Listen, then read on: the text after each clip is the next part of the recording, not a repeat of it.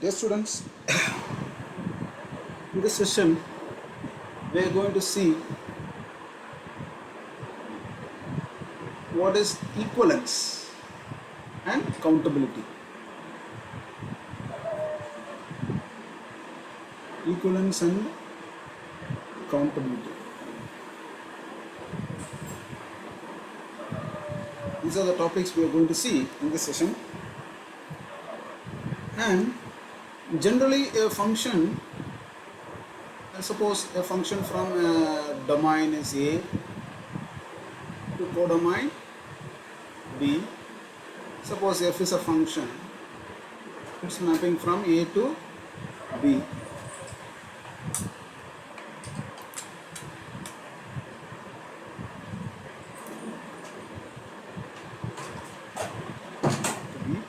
So since it's a function, every element here will be mapped to at least exactly one element in B. Suppose we have some element. This B can have many pre-images. A can have many pre-images. But now we are going to see functions for which every element in the range of the function will have only unique pre-image. So like these functions we are going to see. So now that is a, now for example, already we discussed this one. Suppose my function f is x square. Both are real numbers from R to R. And S is a function that maps elements from R to R. And suppose f is defined as f of x equals to x square, and this is a real line. Real line, you know what is it? So it takes every element between minus infinity and plus infinity. So how is it mapping? Suppose I take minus 1, it is mapped to plus 1. If you take plus 1 here, it is also mapped to what? 1. So what are the inverse images of 1? So what is f inverse of 1? That is the inverse image. We say it is inverse image of 1. It is not unique. It has many. So minus 1 and plus 1. It is like a set, not a single element. So usually it happens like this. And now we are going to see functions which is having unique pre-image. Okay, every element in the range will have unique pre-image. So that is what we are going to see. Now that is the first definition. The definition is, we call it as a one-to-one function. One-to-one function, or we call it as like this, one-to-one function. Anything, both are the same thing. What is a one-to-one function? Suppose if we take one function from set A to set B. We're not concentrating on real numbers, A and B are any two sets. So this function definition holds for any set, not only real numbers. So here, then we say that f is a one-to-one function. We say that f is a one-to-one function if it satisfies, suppose if f of a1 equals to f of a2, implies a1 must be equals to a2, where this a1 comma a2 belongs to the domain,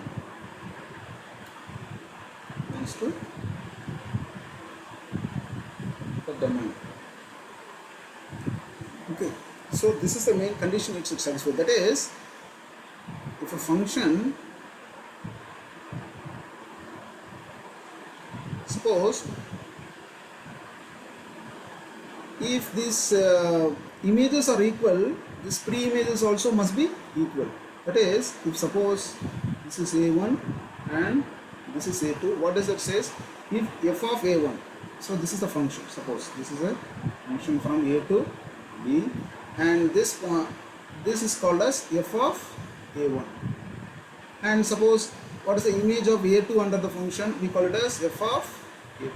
What is a one-to-one function says is, if these images are equal, then this pre-images also must be equal. So that is what this is true for every element. Okay, so every element in the range will have only one pre-image. So if that is a function, we call it as a one-to-one function. Now for example, this function f of x equals to x square, where the domain is minus infinity, less than x, less than, suppose this is the domain and this is the function. Already we discussed, this is not one-to-one. Just now I said, this is not one-to-one function. You can see here, it's not one-to-one function. An example is, this domain is set of all real numbers. Set of all real numbers. What is the range? The range of this function is 0 to infinity. Only positive real numbers will be inside the range. That is called the range of this function. And we can clearly see that, as I already discussed, this function is not one-to-one. So now slightly we are changing the domain. Suppose I name the function same function, I name it as g of x. Now I am changing the domain. What's the domain is 0 to infinity. Now you can see that this function is one-to-one, because whatever element you take in the range of this set, it will have only one pre-image. Suppose 1 square. Okay, so what is the pre-image of 1? Just 1. Suppose we take only positive real numbers, that is what we have changed this domain. Suppose you take one element in the codomain range, suppose 16. What is its pre-image under this function g? It's just 4. But for this function, for 16, we have two pre-images, that is 4 and minus 4. So if we slightly change the domain, the function is changed to a one-to-one function. This you have to keep in mind. So the same function definition, but if the domain is changed, the nature of the function also changes.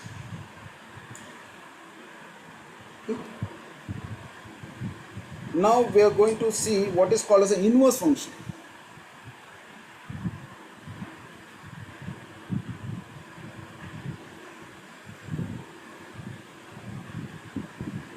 What is called as an inverse function?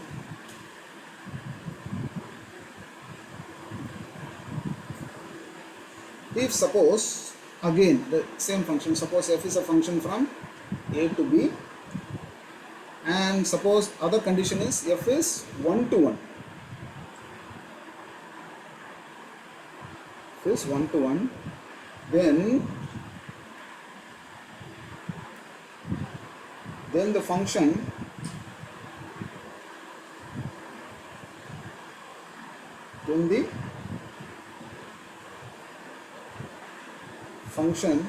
f inverse, which is called as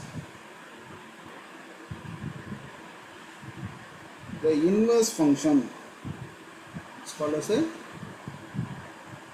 inverse function of the function f, is defined as follows. It's defined as follows. So what is that? If f of a equals to b, then what is f inverse of b? Equals to a. Here this b is in the range of f. Very important. B should be in the range of f. If it is not in the range of f, I cannot get the inverse image. There won't be any inverse image.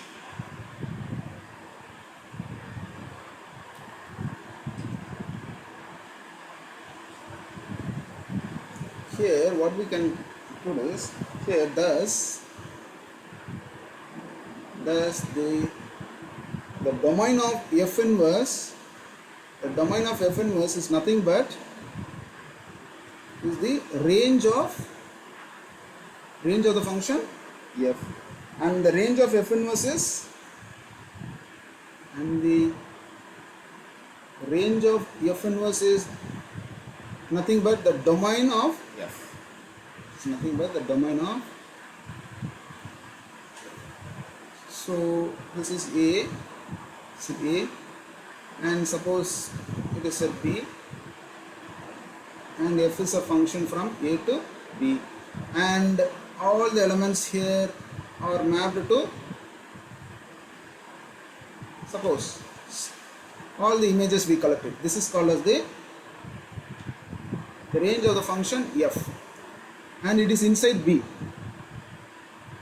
Okay.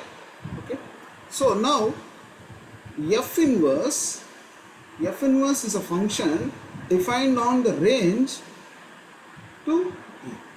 This is the range, and f inverse is defined from, suppose I name this set as R, the range, not real numbers, suppose R, the range to A. This is what is defined. So whatever element you take, and if it is a one-to-one function, every element here will have a unique pre-image. So you take this as the domain of this function f inverse. So f inverse is a function from the range of f to the domain of f. So that is what explained here. And f inverse exists only if this function is one-to-one, and this function f inverse is defined on the range.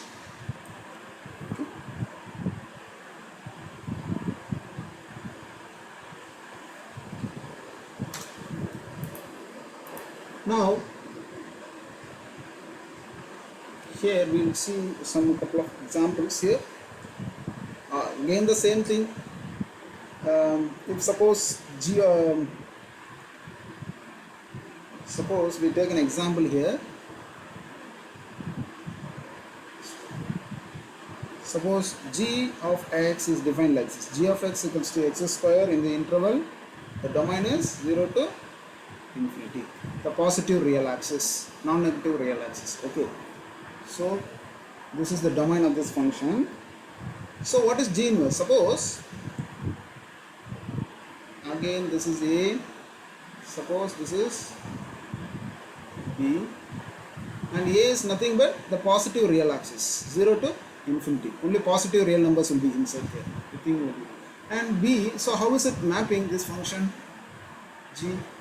Suppose I take 2, it is mapped to 2 square 4. Suppose 3, it is mapped to 3 square 9. Suppose it is 4, it is mapped to 4 square 16. You can see. And clearly it is a one-to-one function. Why it is one-to-one? You see, every element here is having a unique pre-image. Suppose 4 is having only one pre-image. We call it as pre-image. So 2 is here. What is the image of 2 under G? It's 4. And when we talk about inverse functions here, we have to tell this is the image and this is called as a pre-image. So every element in the range having a unique pre-image. So G is clearly one-to-one. Is one-to-one. And now how to find the inverse function? So already discussed, inverse function is defined for a function g is defined from the range to the domain of g. From range to the domain of g. Suppose 16 will be mapped to what? 4. 9 will be mapped to 3. That's exactly reverse. 4 will be mapped to 2. Under what function? G inverse. So now for G inverse, this range, no? Suppose I call this range as, don't want to confuse with R, range I will take it as C. C is the range, C. And how is it mapping? It is mapping to set A. This is the function called as G inverse, is mapping from this to this. So here what happens, and already we see that it is one-to-one function. G is a one-to-one, therefore every element in the range will have a unique pre-image. So 4 is mapped to 2, 3 is mapped to 9, and 9. 9 is mapped to 3. The positive square root of it. That is what I want to highlight it. And here 16 is mapping to, as per previous definition, It's mapping to 4. So what you can tell here is, suppose g of x, sorry, g inverse, how is it mapping? This is x values here. 4 is mapped to 2. So positive square root of x. This is g inverse. So what is g? The original function is x square. The inverse is g inverse. And very important, it should, first of all, the given function must be 1 to 1. Then only we can talk about, okay, the inverse functions. And the inverse function is defined from the range only, range to the domain of the given function g. And suppose my function, another function, suppose I take f of x equals to e power of x. F of x equals to e power of x. And the domain is minus infinity less than x less than infinity.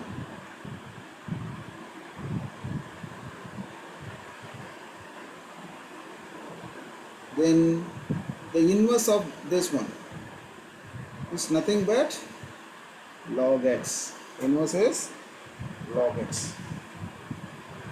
Simple. Here, suppose f of a, I take one element from the C. I am concentrating on this function. I take one element a from here. Suppose f of a, what is that from value takes e power of a. I name this f of a as, suppose b. Suppose b. Where is that b falls? B is element of, since exponential function, you know all values, it takes positive real values. So this is element of b range of f, and it is positive. So now b equals to e power of a. So now I have to find what is a. What is a? So take the natural log on both the sides. So log b base e equals to log e power of a base e, and this is nothing but a. This is not, you know. So what is a? A is nothing but log b base e. Okay. So inverse image, we are going to calculate what is a if b is given. That is what called inverse functions. Suppose I take the element 2, f of 2. It is mapped to e power of 2. It is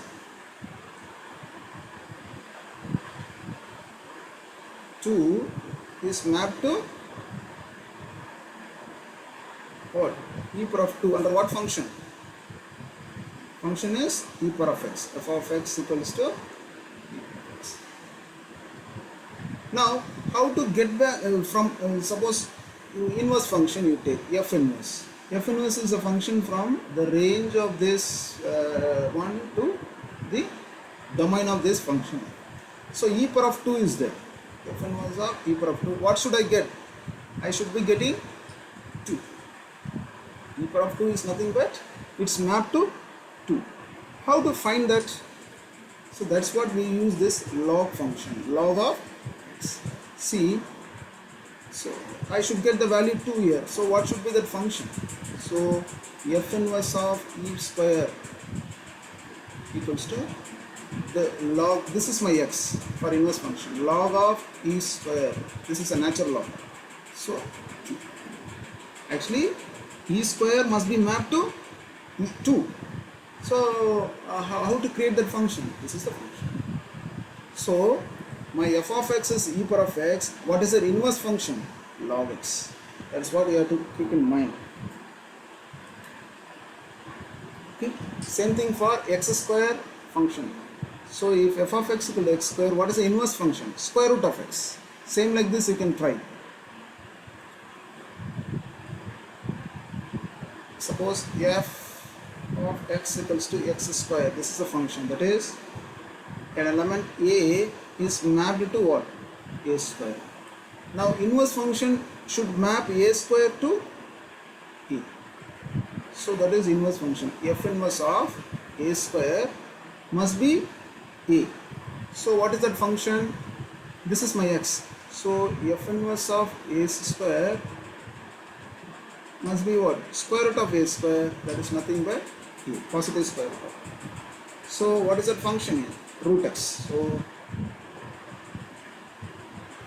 So the inverse function is root x. That's what you can understand. Okay, so these are the simple examples. Next we are going to go to the next definition.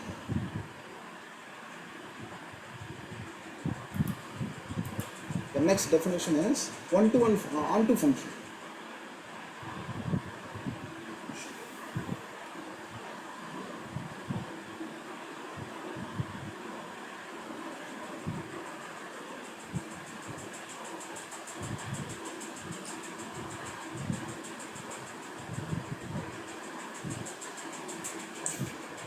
If f is a function from a to b and f is 1 to 1, then we say that f is a 1 to 1 correspondence. F is a 1 to 1 correspondence.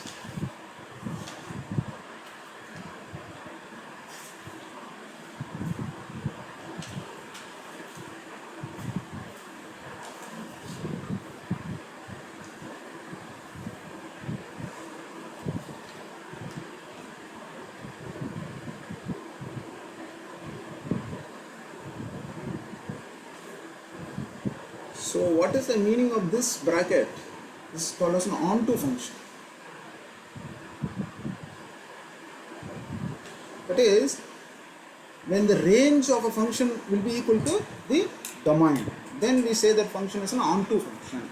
Not always the domain, the codomain and the range will be equal.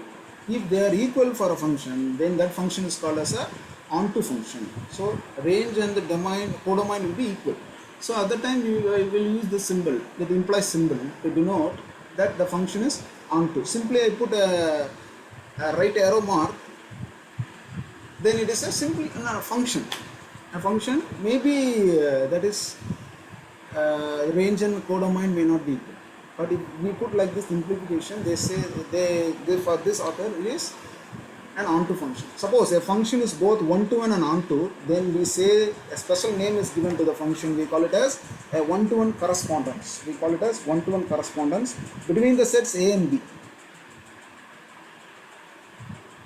And very important, if there exists a 1 to 1 correspondence between two sets, suppose there are two sets given to you, if we are able to define on 1 to 1 correspondence between two sets, that is, create one function, a mapping that satisfies the properties of 1 to 1 as well as onto, then we say that the two sets are equivalent. That is a very important definition. If there exists a 1 to 1 correspondence between two sets, say A and B, we say that the two sets are equivalent. There is a difference between equal sets and equivalent sets. Equal sets means they both have the same number of elements as well as same elements. Then we say the two sets are equal. When we say the two sets are equivalent, then the two sets have the same number of elements if it is finite. Otherwise, we have to create, both the sets are infinite set, then we have to create one 1 to 1 correspondence. If there exists a 1 to 1 correspondence, we say that the set is equivalent. Both the sets are equal. This, we take two sets A and B.